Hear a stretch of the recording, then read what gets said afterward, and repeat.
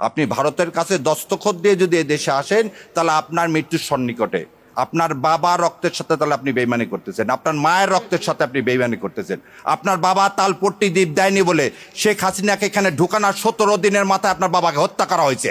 আপনার বাবা পানি চুক্তির আন্ডারে ফারাক্কাকে বলছিল উড়িয়ে দিবে।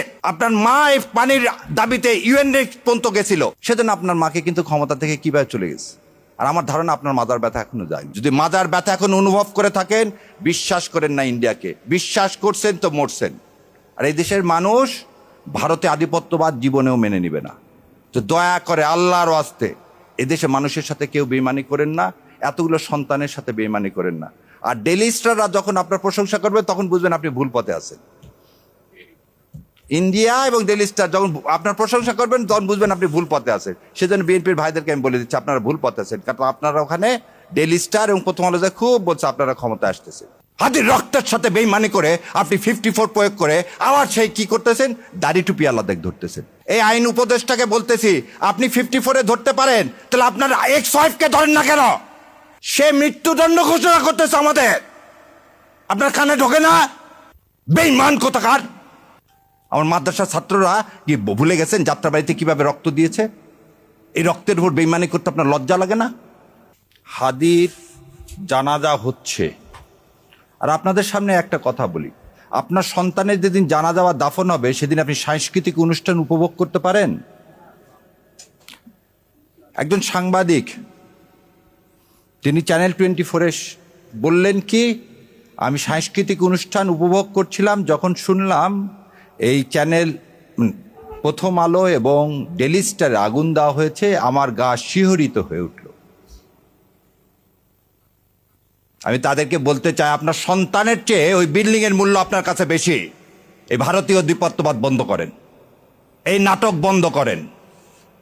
আপনি 2.5 ঘন্টা পরে এসে কিভাবে দাউ দাউ করে একটা বিল্ডিং জ্বলতেছে 4 তলা পর্যন্ত, তার মধ্যে ঢোকেন কিভাবে? তাহলে আপনি জানেন কারা আগুন দিয়েছে? এই আগুনের সহযোগী আপনি, নাহলে আপনি এই বিল্ডিং এ ঢুকলেন কিভাবে 2.5 ঘন্টা পর? কত বড় মিথ্যাচার যে সেদিন নাকি ফায়ার ব্রিগেডকে ঢুকতে দেওয়া হয়নি, তাহলে আপনাকে ঢুকতে দিল কিভাবে? আবার এর সাথে আপনি লিঙ্ক করেন কি দাড়ি টুপির। আপনাদের লজ্জা হয় না? যাত্রাবাড়িতে দেখেন, যাত্রা আপনি একটা জিনিস বলেন, সেরাটনে সামনে বিআরটিসি বাসে গান পাউডার দিয়ে আগুন ধরে জীবিত মানুষগুলোকে পুড়ে মারল কে? আওয়ামী লীগ। এই যে এই গত 1 মাসে যত বাস পুরাইছে কে? আওয়ামী লীগ। বিহঙ্গ পরিবহনের বাস কে পুরাইছে? আওয়ামী লীগ। তে আওয়ামী লীগ আর রসারা পোড়াপুরির কাজ কি করে? এবার আরো বলেন, আমার ভাই বলে গেল, শোনেন, বিডিআর হত্যাকাণ্ডের প্রথম 2 জনকে পুড়িয়ে মারা হয়েছিল। বিটিআর হত্যাকাণ্ড করে পিলখানায় প্রথম 2টা ডেড বডিকে পুড়িয়ে ফেলে দেওয়া হয়েছিল। আশুলিয়াতে পুলিশকে কে বুদ্ধি দিল এই ডেড বডিগুলোকে, আমার জুলাই যোদ্ধাদেরকে পুড়িয়ে ফেলার? এই একই কাজ আপনি আবার করলেন। পুড়িয়ে ফেলার রাজনীতি আমরা করি না। আমরা সবসময় বলি কি, হাদির কথাটাকে বলি, মৃত্যুর ফয়সাল আসমান জমিনে করে। সেই জন্য আমরা সবসময় বুক পেতে ঘুরে বেড়াচ্ছি।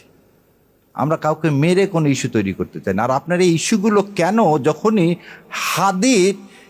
হাদির কি ছিল? হাদির একটা আহ্বান ছিল। কি আহ্বান? যে ভারতীয় আধিপত্যবাদ থেকে মুক্তি। সেটাকে এই নুরুল কবির সাহেব কি বলেন, উনি ধর্মভিত্তিক ধর্মভিত্তিক শাসন ব্যবস্থা কায়েম করতে চান। এটা তো আমার কর্তব্য, এই দেশ ইসলাম কায়েম করা। 90% দেশের যেখানে মুসলমান,